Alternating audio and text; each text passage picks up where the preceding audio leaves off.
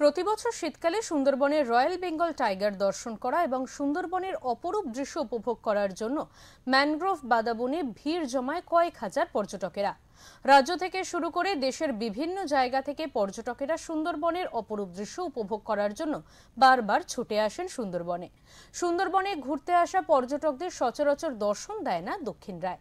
তবে এখন বছর ভরে সেখানে আনাগোনা পর্যটকদের, কিন্তু রয়্যাল বেঙ্গল টাইগারের দর্শন কিন্তু সকলের ভাগ্যে নেই। রবিবার সুন্দরবনের কৈখালী ঘাটের কাছে বিশালক্ষী খালির ধারে জঙ্গলে চোখ রেখেছিলেন পর্যটকেরা। হঠাৎ করে বিস্ময়ে কয়েক সেকেন্ডে স্তব্ধ হয়ে যান এক পর্যটক।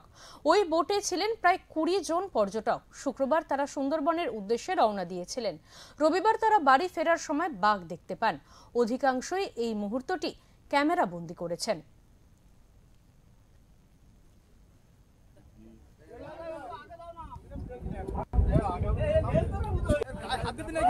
রোজিনা দেখো, রোজিনা দেখো, বাঘ দেখো, এই দেখো 10 ফুট দূরে। তুই বটা বন্ধ করছিস কেন? 10 ফুট। এই দেখো, এই দেখো সমুদ্র দেখো। এই স্টার্ট করো, স্টার্ট করো। রোজিনা দেখো নাও, ফারুক দা দেখো, বাঘ দেখো। স্টার্ট করো, স্টার্ট করো।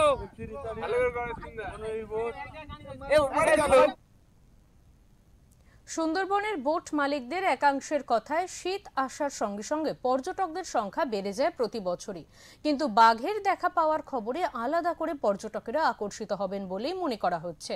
ফলে আগামী কয়েক মাস অপেক্ষাকৃত বেশি পর্যটক সুন্দরবনে আসবেন বলেই প্রত্যাশা করছেন পর্যটন ব্যবসায়ীরা। পানিতে কত রানি উঠতে পারে না, সুন্দরবন থেকে শুভজিৎ দাসের রিপোর্ট, ওঙ্কার বাংলা।